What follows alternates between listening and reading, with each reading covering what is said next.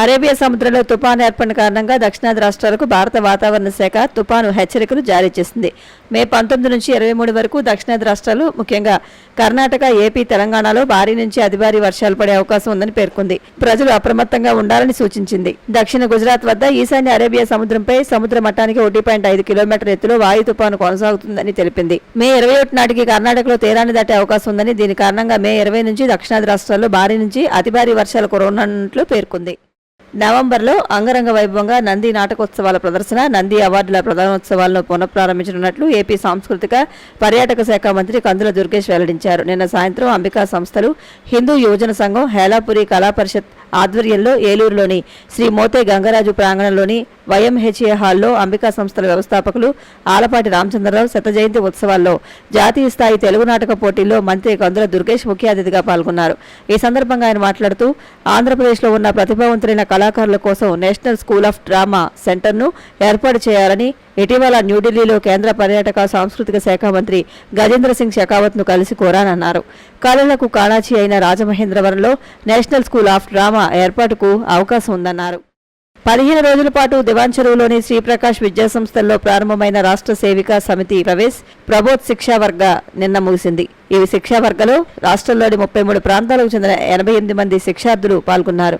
వారికి యోగా, దండ, యష్టి వంటి శారీరక శిక్షణలే కాకుండా దేశభక్తి, జాతీయ భావనలు పెంపొందించే అనేక రకాల విషయాలు బోధించారు. ముగింపు సభ సార్వజనికోత్సవంలో ముఖ్య అతిథిగా పాల్గొన్న ప్రముఖ వైద్యులు వాసిరెడ్డి బిందు శ్రీదేవి మహిళల వికాసానికి సమితి చేస్తున్న కృషికి అభినందనలు తెలియజేశారు. ముఖ్య వక్త, సమితి అఖిల భారత ప్రముఖ సంచాలిక శాంతకుమారి ప్రసంగిస్తూ, హైందవ కుటుంబ జీవన విధానం అత్యంత ప్రశంసమైనదని అన్నారు. మహిళలే ఈ హైందవ సంస్కృతిని సంరక్షించే సామర్థ్యం కలిగి ఉంటారని, సమితి మహిళలకు అటువంటి ప్రేరణను కలిగించే కార్యాన్ని చేపట్టిందని తెలిపారు. సంకల్పిత మాతృశక్తిని సంవర్ధనం చేయడమే రాష్ట్ర సేవికా సమితి ఉద్దేశమని స్పష్టం చేశారు. పహల్గాం ఉగ్రదాడి, ఆపరేషన్ సింధూర్తో భారత్, పాకిస్తాన్ మధ్య తీవ్ర ఉద్రిక్తతలు నెలకొన్న తరుణంలో పాక్ను ఏకాకిని చేసే ఉద్దేశంతో సెప్టెంబర్లో జరిగే ఆసియా కప్ టోర్నీ నుంచి వైదొలగాలని బీసీసీఐ నిర్ణయించినట్లు తెలుస్తోంది. ఈ మేరకు బీసీసీఐ వర్గాలను ఉటంకిస్తూ పలు ఆంగ్ల మీడియా సంస్థలు కథనాలు వెల్లడించాయి. దీనిపై ఇప్పటికే ఆసియా క్రికెట్ మండలికి భారత బోర్డు సమాచారం ఇచ్చినట్లు సదరు కథనాలు పేర్కొన్నాయి. జూన్లో జరిగే మహిళల ఎమర్జింగ్ టీమ్స్ ఆసియా కప్ నుంచి కూడా వైదొలగాలని బీసీసీఐ నిర్ణయించినట్లు కథనాలు వెలువడ్డాయి. అయితే దీనిపై బోర్డు నుంచి ఇంకా ఎలాంటి అధికారిక ప్రకటన రాలేదు. భారత్, పాకిస్తాన్ మధ్య మ్యాచ్ లేకుండా ఆసియా కప్ ఉంటే దాన్ని ప్రసారం చేసేందుకు బ్రాడ్కాస్టర్లు కూడా అంత ఆసక్తి చూపించే అవకాశాలు కనిపించడం లేదు. ఈ నేపథ్యంలో ఆసియా కప్ రద్దయ్యే అవకాశాలు ఉన్నట్లు విశ్లేషిస్తున్నారు. అమెరికా మాజీ అధ్యక్షుడు జో బైడెన్ కు ప్రోస్టేట్ క్యాన్సర్ నిర్ధారణ అయింది. ఈ విషయాన్ని స్వయంగా బైడెన్ కార్యాలయం ఆదివారం ఒక ప్రకటనలో వెల్లడించింది. తాజాగా నిర్వహించిన వైద్య పరీక్షల్లో ఈ వ్యాధి నిర్ధారణ అయినట్లు ప్రకటనలో పేర్కొంది. దీనిపై అమెరికా అధ్యక్షుడు డొనాల్డ్ ట్రంప్, కమలా హ్యారిస్ స్పందించారు. జో బైడెన్ త్వరగా కోలుకోవాలని ఆయన కోసం ప్రార్థిస్తున్నట్లు తెలిపారు. ఇటీవల జో బైడెన్ కు మూత్ర సంబంధిత సమస్యలు తీవ్రమవుతున్నాయని శుక్రవారం వైద్య పరీక్షలు నిర్వహించినట్లు ఆయన కార్యాలయం పేర్కొంది. టెస్టు అనంతరం వచ్చిన రిపోర్టులో ప్రోస్టేట్ క్యాన్సర్ ఉన్నట్లు నిర్ధారణ అయింది.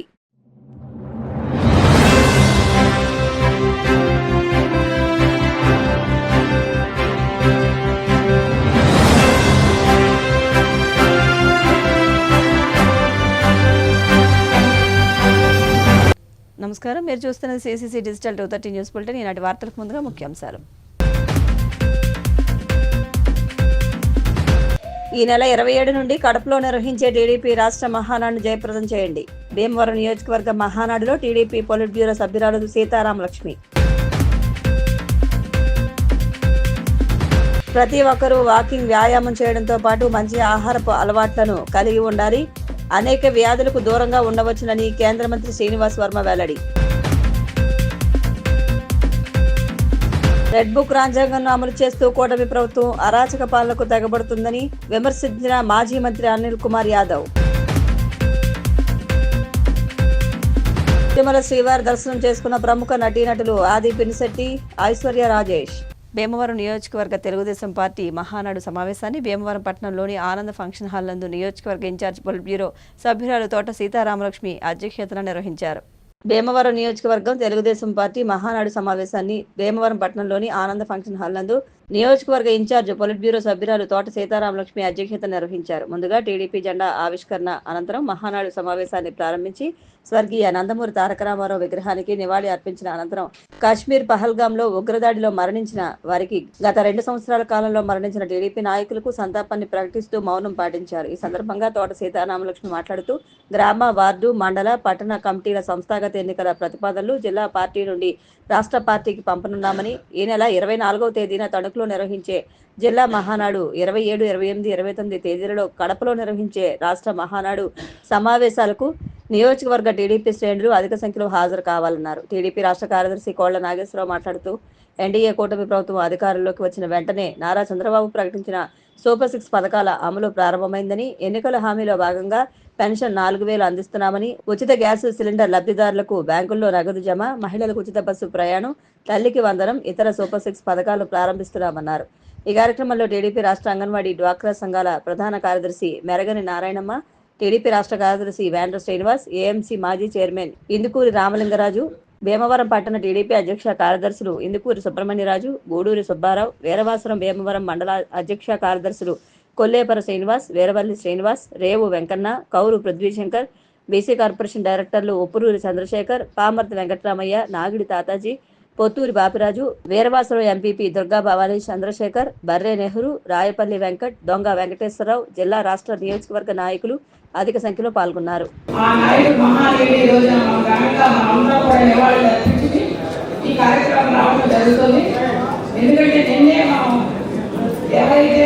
ఉగ్రవాదం చేసిన బలైన అమ్మాయిలు, అలాగే ఆపరేషన్ సింధూర్ పెట్టి నరేంద్ర మోడీ గారు మన భారతదేశాన్ని ప్రతిభని, ప్రజల నమ్మకాన్ని, విశ్వాసాన్ని నెలకొల్పేలాగా ఆయన పనిచేసిన విధానానికి ఓటమి నాయకులు అందరూ కూడా ఫ్యామిలీ యాత్ర, శ్రీలంక యాత్ర అనేది మనం పెట్టడం జరిగింది. అందులో మీరు అందరూ పాల్గొన్నారు.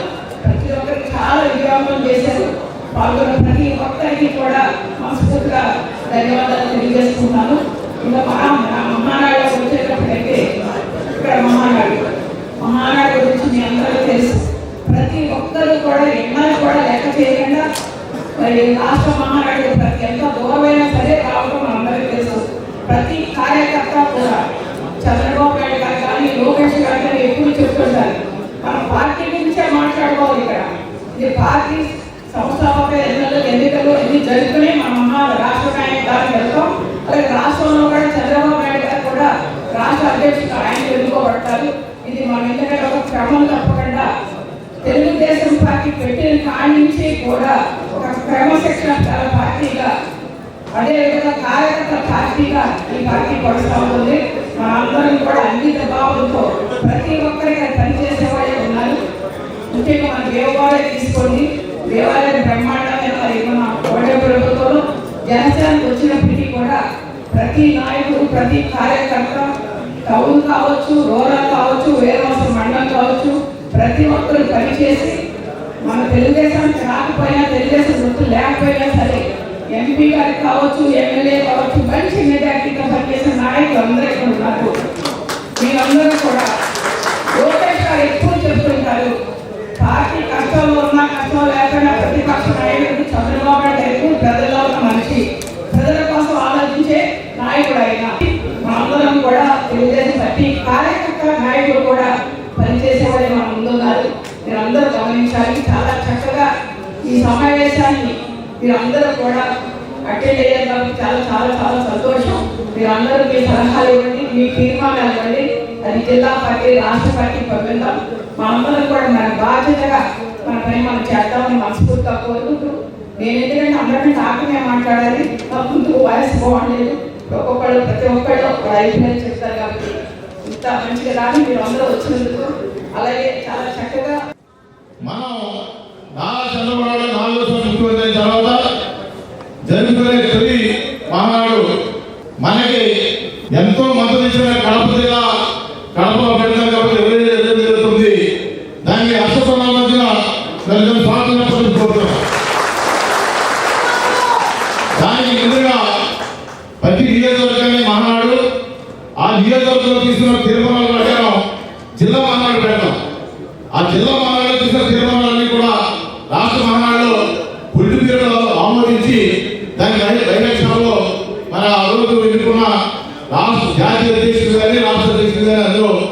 కార్యక్రమాలు ప్రవేశపెడతారు. అది ఈ కార్యక్రమం యొక్క ఉద్దేశం. మరి నారా చంద్రబాబు ప్రతిపక్ష నాయకుడిగా ఒక ముఖ్యమంత్రి, దుర్మార్గంలో ముఖ్యమంత్రిని ఎదిరించి పనిచేసినప్పుడు చాలా మంది, ఎంతో మంది భయపడి రావడం ఉన్నారు. అలాగే కొన్ని విషయాల్లో ఇబ్బందులు ఉన్నారు, పోరాడుతూ ఉన్నారు. ఆ పోరాటంలో దేవాలయం నియోజకవర్గాన్ని మన కేరళ అప్పటికి ఇప్పటికి తెలుగుదేశం వ్యక్తిత్వం కలిగిందంటే యువ కాలం మీద ఆ రోజు శాసనసభ దాడి చేస్తే అది తమ్ముగా ఎదుర్కొని మండలం కాదు. ఇది మండలం కమిటీ చేసుకున్నప్పుడు, టౌన్ కమిటీ చేసుకున్నప్పుడు ఆ కార్యక్రమాలు వస్తాయి. అప్పుడు అది మాట్లాడింది ఏం సెట్ చేద్దాం. అంతేతప్పుడు ఈ మాట్లాడడం మరి దానికోసం మాట్లాడడం అవసరం లేదని చెప్పి అందరూ తెలియజేసినప్పుడు ఇవన్నీ కూడా సర్దుబాటు చేసి సీతారామ నాయకులు ఎంతో తెలియదు అన్ని కూడా శాతం చెప్పి అందరూ తెలియజేస్తూ లోకేష్ గారిని పాదయాత్రలో ఆయన్ని గొడవ జరిగి తెలుగుదేశం పార్టీ కార్యకర్తల మీద కేసు పెట్టాడు. మేడం గారు, అలాగే పుట్టి ప్రెసిడెంట్ గారు, బేవర్ ప్రెసిడెంట్ గారు అంతా లోపలికి వెళ్ళారు. బెయిల్ కోసం అప్లై చేశారు. ఆ బెయిల్ విషయాలన్నీ నేనే చూశాను. ఆ బెయిల్ విషయాలు చూసినప్పుడు పెద్ద నాయకులంతా బయటికి వెళ్ళిపోయి ఆ టైంలో తెలుగుదేశం పార్టీ కార్యకర్తలు తెలుగుదేశం పార్టీని రక్షించారు.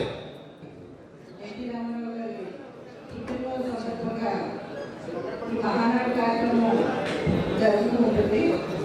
అయితే ఈసారి నియోజకవర్గ స్థాయిలో మహానాడు జరగడం అనేది బహుశా ఇదే మొదటిసారి అనుకుంటాను.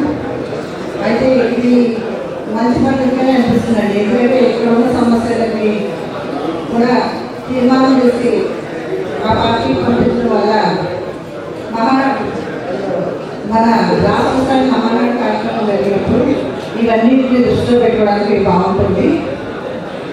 మరి గత 5 సంవత్సరాలుగా మనందరం కూడా చంద్రబాబు నాయుడు గారు ఆలోచించిన అన్ని కార్యక్రమాలని తోట సీతారామకృష్ణ గారి ఆధ్వర్యంలో చాలా విజయవంతంగా పూర్తి చేశామండి. ప్రస్తుతం రాష్ట్ర పార్టీ గుర్తించి రాష్ట్ర గౌరవ వెల్ఫేర్ అండ్ డెవలప్మెంట్ కార్పొరేషన్ డైరెక్టర్గా అవకాశం ఇచ్చింది. కానీ ఈ సందర్భంగా, ఈ మహానాడు సందర్భంగా రాష్ట్ర ప్రభుత్వానికి నా యొక్క ధన్యవాదాలు తెలియజేసుకుంటున్నాను. 1982 నుంచి కూడా మహానాడు మొదటిసారి మన అన్న ఎన్టీఆర్ గారు ప్రారంభించడం జరిగింది. ఆ రోజుని మరి ఎంతో వైభవంగా మొత్తం రాష్ట్ర వ్యాప్తంగా కూడా ఎప్పుడూ జరిగిన విధంగా కృష్ణా జిల్లా, కృష్ణా నది ఒడ్డున మరి ఆయన ఈ మహానాడిని జరిపించడం జరిగింది. అటువంటి మహానాడు ప్రతి సంవత్సరం కూడా మనం చూసా చెప్పకుండా మనం జరుపుకోవడం జరుగుతుంది. మన సంఘాలు ఎటువంటిదో ఇది కూడా అటువంటి పండుగ. కుటుంబంలో ఉన్నటువంటి ప్రతి ఒక్కరూ కూడా మరి ఈ సభ ఉద్దేశం ఏంటంటే గ్రామాల్లో కానీ పట్టణాల్లో కానీ మన ప్రాంతాన్ని అభివృద్ధి చేసుకోవడంలో ఎక్కడైనా వెనకబడి ఉంటే కనుక ఆ గ్రామంలో ఉన్న సమస్యలు కానీ అలాగే పట్టణానికి సంబంధించిన అభివృద్ధి కానీ అన్నింటికి కూడా ఈ సభ ద్వారా తీర్మానం చేసి దీని ద్వారా జిల్లా పార్టీకి అలాగే రాష్ట్ర పార్టీకి ఈ తీర్మానాలు మహానాడులో ఇవన్నీ కూడా చర్చించడం జరుగుతుంది. గోదావరి గారి తోట సీతారామకృష్ణ గారి ఆధ్వర్యంలో జరగడం చాలా సంతోషం. ఎందుకంటే నియోజకవర్గం వారీగా అంటే మన పెద్ద సమస్య ఉండదు, జిల్లా వారీగా కొంచెం తొడగట్టంగా ఉండేది. ఈ కార్యక్రమం ఈ సంవత్సరం మొదలుపెట్టారు కాబట్టి ఇలా చేసుకుంటే బాగుంటుంది అని నా ఆలోచన. మేడం గారు అలా చూసి సలహాలు ఇవ్వమని అన్నారు. అంటే ఈరోజు చూసిన తర్వాత అలా అనిపించింది. అలాగే పార్టీ నాయకత్వం ఏ పని చేసినప్పుడు కూడా ఇక్కడ మండలి కానీ ప్రస్తుతం అందరూ కూడా ఏ కార్యక్రమం నెరవేరినప్పుడు కూడా ఎంతో శ్రద్ధ చేశారు. సోదరులు చెప్పినట్టు మన జెండా లేకపోయినప్పుడు కూడా మేము నియోజకవర్గాన్ని అత్యధిక మెజార్టీ ఇచ్చి ఎంపీ గారికి, ఎమ్మెల్యే గారికి ఎంతో మెజార్టీ తెచ్చాము. నా హృదయపూర్వక నమస్కారాలు తెలియజేస్తున్నామండి. ఎందుకంటే ఆనాడు మన అన్నగారు ఎన్టీ రామారావు గారు ఏదైతే తెలుగుదేశం పార్టీని పెట్టి 9 నెలల్లో అధికారంలోకి వచ్చి పేద ప్రజల కూడు గుడ్డ ఇంటి కావాలని రాజకీయ చరిత్రని మార్చిన ఏకైక పార్టీ తెలుగుదేశం పార్టీ. అటువంటి పార్టీలో మనం అందరం కార్యకర్తలుగా నాయకులుగా ఉన్నాం. ప్రతి సంవత్సరం జరిగే పండుగ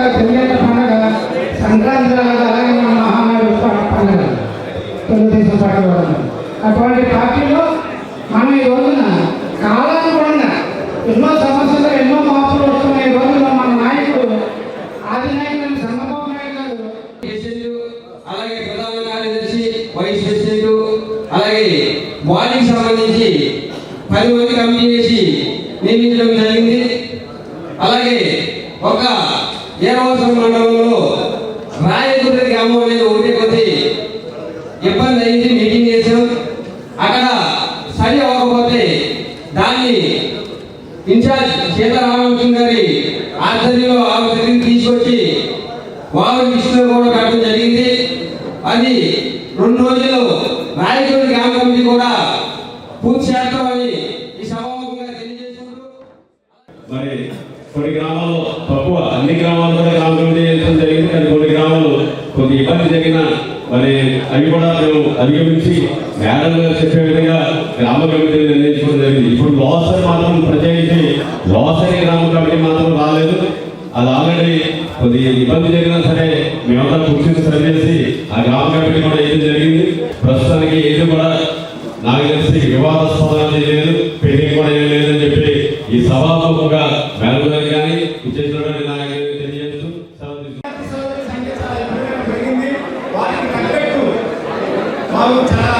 ముస్లింస్ అంటే పేదవాళ్ళు అందరూ తెలుసు. వారికి మ్యారేజ్ చేసుకోవడానికి, ప్రార్థన చేసుకోవడానికి వాళ్ళు షాదీ ఖానాన్ని ఒక 20 సెంట్స్ ఇస్తే మాకు ఎంతో బాగుంటుంది. మన జిల్లాకి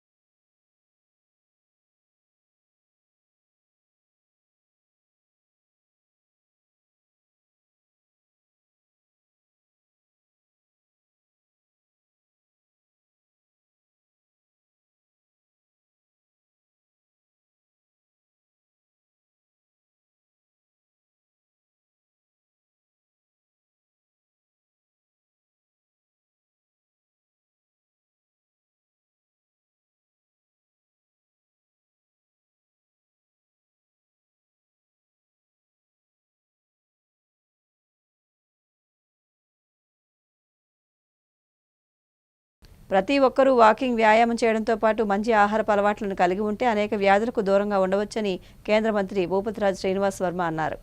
ప్రతి ఒక్కరూ వాకింగ్, వ్యాయామం చేయడంతో పాటు ఆహారపు అలవాట్లను కలిగి ఉంటే అనేక వ్యాధులకు దూరంగా ఉండవచ్చని కేంద్ర మంత్రి భూపతిరాజు శ్రీనివాస్ వర్మ అన్నారు.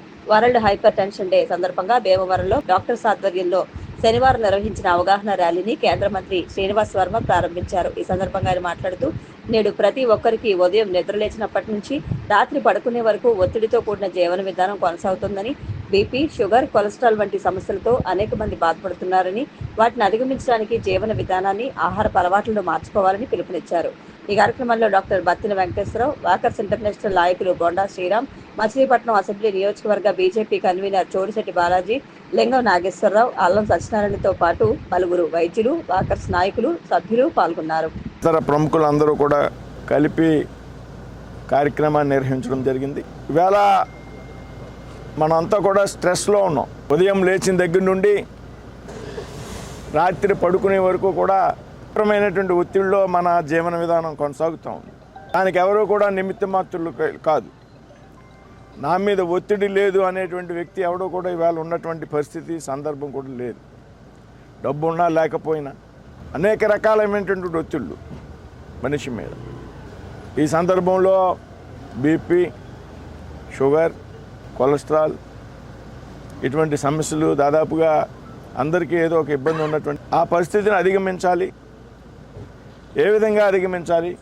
ఏదైతే వీటన్నిటి కారణంగా వచ్చేటువంటి హార్ట్ ఫెయిల్యూర్స్ కానీ, బ్రెయిన్ ఫెయిల్యూర్స్ని కానీ ఏ విధంగా నివారించవచ్చు, తగిన జాగ్రత్తలు తీసుకుంటే అనేటువంటి విషయం మీద ఇవాళ భీమవరంలో ఉన్నటువంటి ప్రముఖులందరూ కూడా ఈ విధమైనటువంటి కార్యక్రమాన్ని చేపట్టడం హర్షించదగినటువంటి పరిణామం.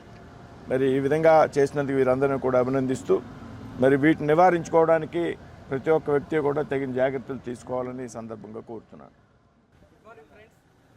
International world hyper tension day సందర్భంగా ఈ మెసేజ్ మనకు వరల్డ్ అదర్ కంట్రీస్ కూడా వెళ్ళాలి. 150 కంట్రీలు కలిసి చేస్తున్నాయి. అందరూ స్ట్రోక్స్, బ్రెయిన్ స్ట్రోక్, హార్ట్ స్ట్రోక్తోనే చివరిగా చనిపోతూ ఉంటారు. దాన్ని బీపీ ఒక కారణం. BP, sugar, smoking, alcohol, smoking, cholesterol. BP ఒకటి కంట్రోల్ చేసుకుంటే మనం చాలా మట్టికి స్ట్రోక్లు తగ్గించవచ్చని అవగాహన సదస్సు. మనకి బై లక్కి మన ఏరియాలో మన మినిస్టర్ అవటం మనకి నేషనల్ లెవెల్లో ఇది పాపులర్ అవుద్ది. మన మోడీ గారు చేయటం, మన కూటమి ప్రభుత్వం ఇవన్నీ చేయటం, ఆపరేషన్ సింధూరు. మనం ఎకనామీలో ఇప్పుడు 4వ స్టేజ్లో ఉన్నాం. 5th ప్లేస్లో 3rd ప్లేస్కి వెళ్ళిపోతామని అదర్ కంట్రీలు భయపడుతున్నాయి. ఇప్పుడు అలా ముందుకు తీసుకెళ్తున్నారు మోడీ గారు, బీజేపీ ప్రభుత్వం. మనం మెచ్చుకోవాలి. మనందరం కూడా ఆరోగ్యాలతో ఉండి మీ బీపీ చెకప్లు చేసుకుని కంట్రోల్ అయ్యి మన దేశ ప్రగతిని అన్ని ఇంప్రూవ్ చేసి నిండు నీరోళ్ళి బతికి మనం ఫస్ట్ ప్లేస్లోకి వెళ్ళడానికి మోడీకి వీళ్ళకి అందరికీ సహకరించవలసిందిగా. ఏపీలో కూటమి ప్రభుత్వం ఫ్యాక్షన్ పాలనను సాగిస్తోందని వైఎస్ఆర్సీపీ సీనియర్ నేత మాజీ ఎమ్మెల్యే కాసు మహేష్ రెడ్డి మండిపడ్డారు. ఏపీలో కూటమి ప్రభుత్వం ఫ్యాక్షన్ పాలనను సాగిస్తోందని వైఎస్ఆర్సీపీ సీనియర్ నేత మాజీ ఎమ్మెల్యే కాసు మహేష్ రెడ్డి మండిపడ్డారు. నరసరావుపేట క్యాంప్ కార్యాలయంలో మీడియాతో మాట్లాడుతూ రాష్ట్రంలో ప్రతిపక్షం అనేదే లేకుండా చేయాలన్న లక్ష్యంతో సీఎం చంద్రబాబు వ్యవహరిస్తున్నారని ఆగ్రహం వ్యక్తం చేశారు. దానిలో భాగంగా అధికారాన్ని అడ్డం పెట్టుకుని లేని లిక్కర్ స్కామ్లను సృష్టించి అక్రమ అరెస్టులకు పాల్పడుతున్నారని ధ్వజమెత్తారు. వైఎస్ జగన్ సన్నిహితులపై తప్పుడు కేసులు బనాయించి భయపెట్టాలని అనుకోవడం చంద్రబాబు అవివేకమని అన్నారు. రాబోయేది వైఎస్ జగన్ ప్రభుత్వమేనని, ఈ రోజు తప్పు చేస్తున్న ప్రతి ఒక్కరూ రేపు మూల్యం చెల్లించుకోక తప్పదని హెచ్చరించారు. రాజకీయం మనం ప్రభుత్వ స్థాయిలో చూస్తున్నాం. గతంలో ఎన్నడూ లేదు. ఆంధ్ర రాష్ట్రం ఏర్పడి బహుశా 1955-56 నుంచి 2024 వరకు సుమారు 69 సంవత్సరాల్లో ప్రభుత్వాలు వచ్చినాయి. పైన ముఖ్యమంత్రులు ఉండేవాళ్ళు, ఎవరి పని వాళ్ళు చేసుకున్నారు, గెలిచారు, ఓడారు. ఎక్కడో గ్రామ లెవెల్లో గొడవలు ఉండేవి. కానీ ఇప్పుడు 2024 నుంచి మీరు గమనిస్తే ప్రతిపక్ష నాయకుడిని అనగదొక్కాలి. ప్రతిపక్ష పార్టీలోని సోషల్ మీడియా వాళ్ళు కావచ్చు, నాయకులు కావచ్చు, ఎమ్మెల్యేలు, మాజీ మంత్రులు, ఎవరైనా మాజీ ఎంపీలు, లేదు ఇప్పుడున్న ఎంపీలు కావచ్చు, ఎమ్మెల్యేలు కావచ్చు, అక్రమ కేసులు పెట్టడం, అక్రమంగా వాళ్ళని జైళ్ళకు పంపించడం, చివరకు ఐఏఎస్ ఐపీఎస్ని కూడా రిటైర్ అయిన వాళ్ళు కావచ్చు, ఇప్పుడు పనిచేస్తున్న వాళ్ళని సస్పెండ్ చేసి వాళ్ళ మీద కేసులు పెట్టి అనగదొక్కాలి. ఎట్టుందంటే వాళ్ళకు అవకాశం ఇచ్చింది తెలుగుదేశం పార్టీకి, చంద్రబాబు నాయుడు గారికి, లేదు జనసేన బీజేపీకి ఒక అవకాశం ఇచ్చారు జనం. మీరు ఇచ్చిన హామీలు నిలబెట్టుకోండి. ఎవరో దానికేమో అడ్డం తగలట్లేదు. వైఎస్ఆర్సీపీ పార్టీ కావచ్చు, జగన్మోహన్ రెడ్డి గారు కావచ్చు. ఇంకా చేయమని మేము డిమాండ్ చేస్తున్నాం. బాబు మీరు ఇచ్చిన హామీ నిలబెట్టుకోండి, ప్రజలకి న్యాయం చేయమని అడుగుతున్నాం. అది చేయలేకపోగా జగన్మోహన్ రెడ్డి గారికి మాకు అడ్డం, రేపు మళ్ళీ అధికారంలోకి వస్తాడేమో, సంవత్సరంలోనే ఈ ప్రభుత్వం భ్రష్టు పట్టిపోయింది, అక్కడేమో గ్రాఫ్ పెరిగిపోతుంది, అంతంత మాత్రాన గతంలో వాళ్ళు చెప్పినవన్నీ అబద్ధాలుగా ప్రజలు గమనిస్తున్నారు. మళ్ళీ జగన్మోహన్ రెడ్డి గారు ఈరోజు మీరు చూస్తున్నారు, ఎక్కడికి పోయినా బ్రహ్మరథం పడుతున్నారు. వాస్తవంగా మొన్న తెలుగుదేశం అనుబంధ ఛానల్లోనే చెప్పారు, చంద్రబాబు నాయుడు గారు ఓడిపోతే మళ్ళీ తేరుకోవడానికి, పార్టీని నిలబెట్టడానికి 2-3 సంవత్సరాలు పట్టింది. అక్కడ తెలంగాణలో కేసీఆర్ గారికి 1-2 సంవత్సరాలు పట్టింది. ఇక్కడ జగన్మోహన్ రెడ్డి గారు 2-3 నెలల్లోనే బ్రహ్మాండంగా తిరుగుతున్నాడు, తిరుగుబాటు చేస్తున్నాడు ప్రభుత్వం మీద అని.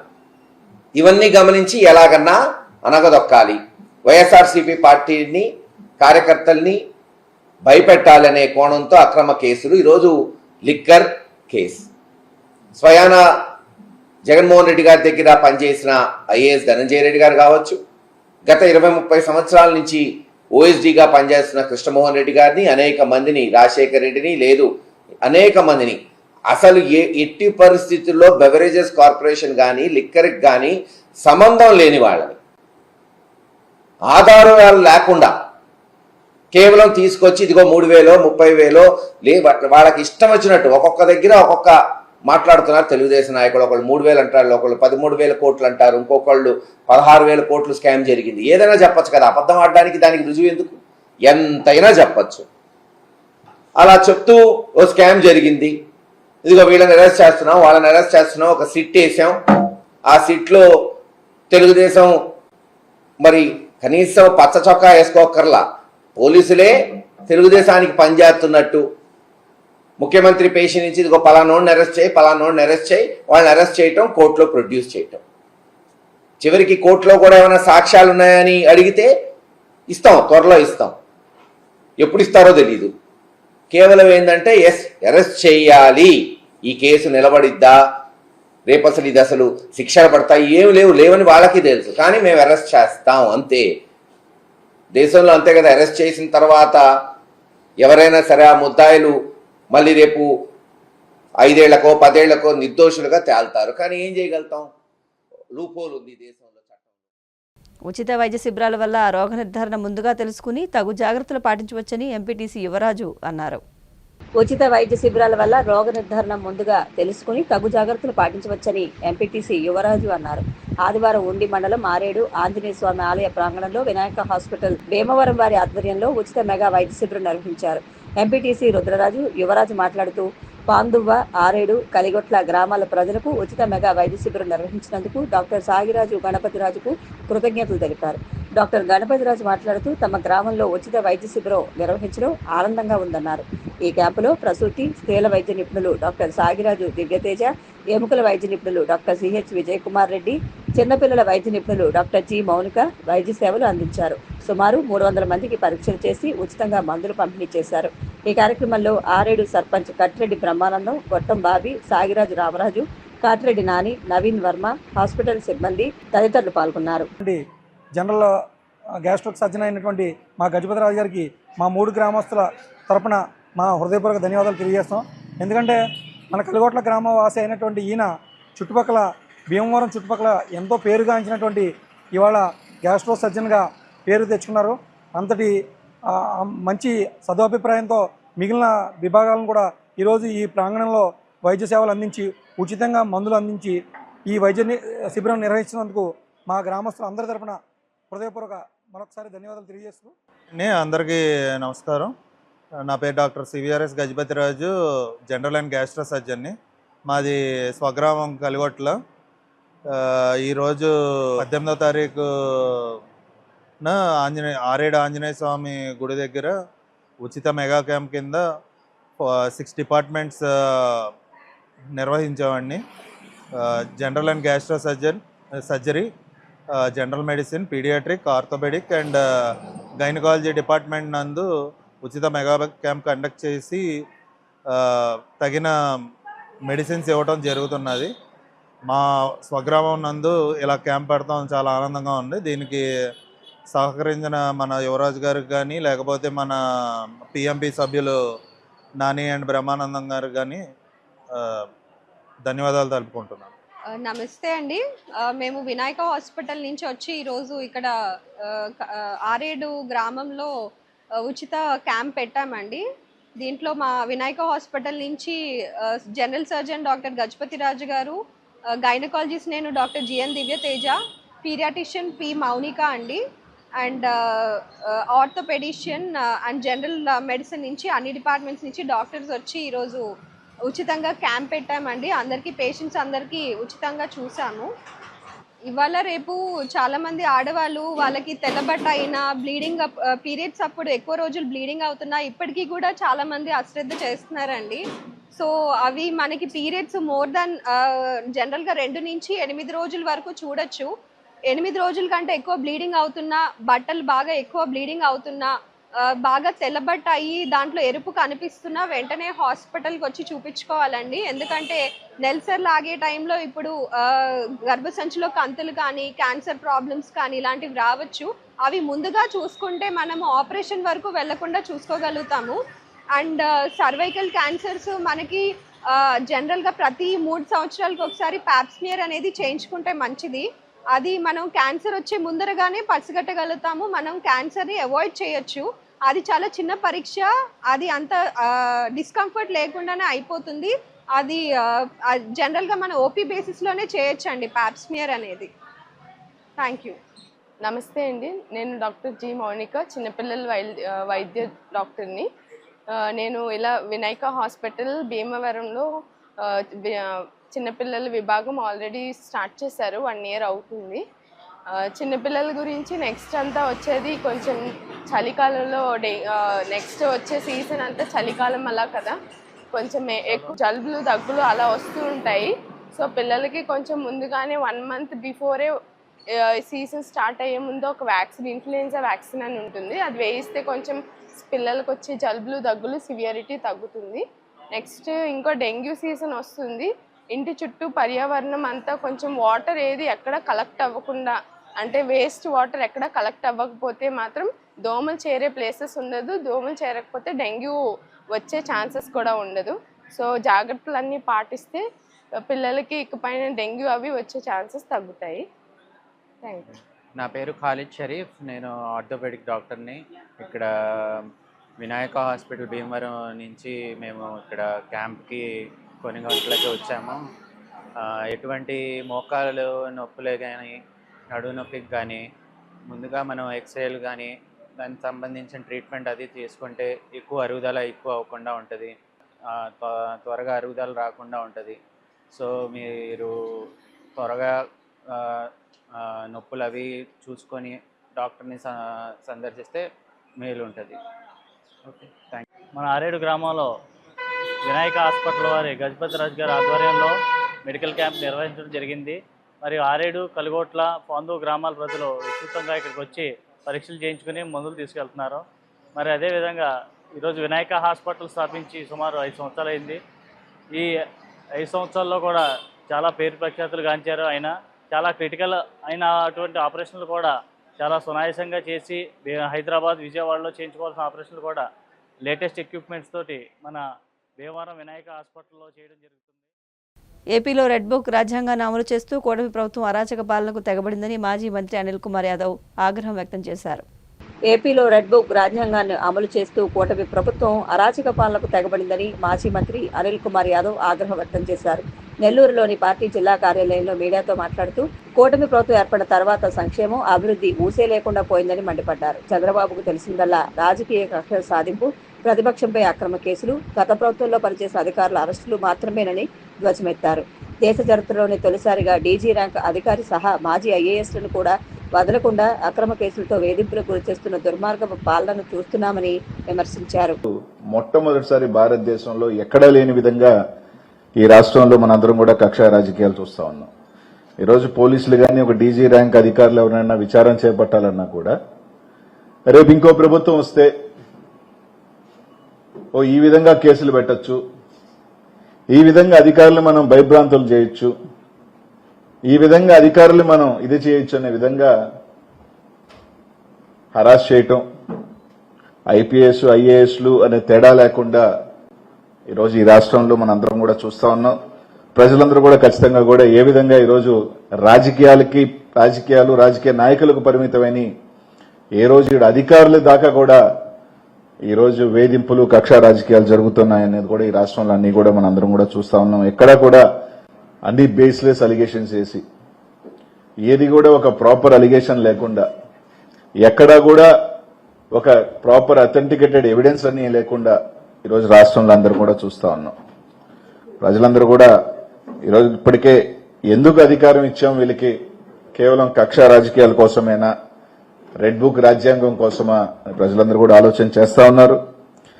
ఈరోజు ఒక పక్కేమో అక్కడేమో గతంలో ఇలా జరిగింది, అలా జరిగింది అని చెప్పి కక్ష రాజకీయాలు చేస్తా ఉన్నారు. గతంలో నేను 2 వారాల క్రితం నెల్లూరులో ఒక ప్రెస్ మీట్ పెట్టి ముఖ్యంగా నెల్లూరు జిల్లాలో మైనింగ్ సంబంధించి ఎంతమంది ఇబ్బంది పడుతున్నారు, బేసిక్గా ఎన్ని వేల మంది ఉపాధి కోల్పోయారు, ఎన్ని వేల కుటుంబాలు రోడ్ల మీద పడిపోయినాయి, ఎవరి ఆశ వల్ల, ఎవరి దురాశ వల్ల ఇదంతా జరుగుతుంది అనేది అదే మా నాయకుల మీదకి వచ్చే తలకే సంబంధం లేని ఒక కేసు పెట్టారు. ఈ విధంగా చేస్తున్న వాళ్ళ మీద మీరు ఎందుకు కేసులు పెట్టకూడదు అని చెప్పి మాట్లాడటం జరిగింది.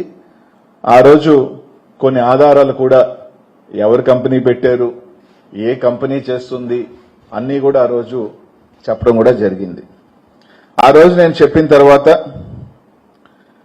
కొంతమంది ప్రెస్ మీట్ పెట్టారు. తర్వాత ప్రెస్ మీట్ పెట్టి నేను వారం రోజుల లోపల మీరు కానీ ఎన్ని కానీ లేకపోతే మళ్ళీ కూడా నేను ముందుకు వస్తానని చెప్పాను. 2 వారాల తర్వాత 14 రోజుల తర్వాత ఈరోజు మళ్ళీ నేను ప్రెస్ మీట్ పెడతా ఉన్నాను. కనీసం నేను చెప్పిన తర్వాత అయినా ఎంతో కొంత చలనం వచ్చి కనీసం మానవీయ కోణంలో, సరే వాళ్ళు సిండికేట్ నడుపుతున్నారా, కార్టెల్ నడుపుతారా, ఇవన్నీ పక్కన పెడితే కొన్ని వేల కుటుంబాలు రోడ్ల మీద పడుతున్నాయి, వాళ్ళ ఉపాధి కోల్పోతున్నారు, వాళ్ళు ఇబ్బందులకు గురవుతున్నారన్న మానవీయ కోణంలో అయినా ఒక ఆలోచన చేస్తారని అంటే కనీసం ఒక్క అడుగు కూడా ముందుకు వేసిన దాఖలాలు లేవు. ఈరోజు ప్రజలందరికీ కూడా ఒకటే చెప్పదలుచుకున్నాను, ఏది చెప్పినా కూడా ఆధారాలతో, మొన్న చెప్పిన ఆధారాలు ఈరోజు చూపించినా కూడా మొన్న చెప్పిన దానికి ఎక్కడా కూడా స్పష్టమైన వివరణ అయితే రాలా. అంటే నేను చెప్పిన వ్యక్తి ఆయన దైవాంశ సంభూతుడు, ఆయన మీదే ఉన్న మాట్లాడితే ఆయన ఎప్పుడూ ప్రెస్ మాట్లాడు కాబట్టి ఆయన తరపున వకాల్తా పుచ్చుకునే వాళ్ళు వేద రవిచంద్ర గారు ప్రెస్ మీట్ పెట్టుకుని మాట్లాడారు. ఆయన ఈసారి మళ్ళీ ఆయనే మాట్లాడతాడా, లేకపోతే ఆ దైవాంశ సంభూతుడే మాట్లాడతాడా? తిరుమల శ్రీవారిని ప్రముఖ నటుడు ఆది పినిశెట్టి, ఐశ్వర్య రాజేష్ విడివిడిగా దర్శించుకున్నారు. తిరుమల శ్రీవారిని ప్రముఖ నటుడు ఆది పినిశెట్టి, ఐశ్వర్య రాజేష్ విడివిడిగా దర్శించుకున్నారు. ఆది పినిశెట్టి వివాహ వార్షికోత్సవం సందర్భంగా భార్య నిక్కీ గల్రానితో పాటు కుటుంబ సభ్యులతో కలిసి శ్రీవారి సేవలో పాల్గొన్నారు. దర్శనం అనంతరం ఆది పినిశెట్టి మీడియాతో మాట్లాడుతూ, పెళ్లి రోజు సందర్భంగా శ్రీవారి దర్శనానికి వచ్చాను. ఇది మా 3వ వివాహ వార్షికోత్సవం. ఫ్యామిలీతో కలిసి శ్రీవారిని దర్శించుకోవడం ఆనందంగా ఉంది అని అన్నారు.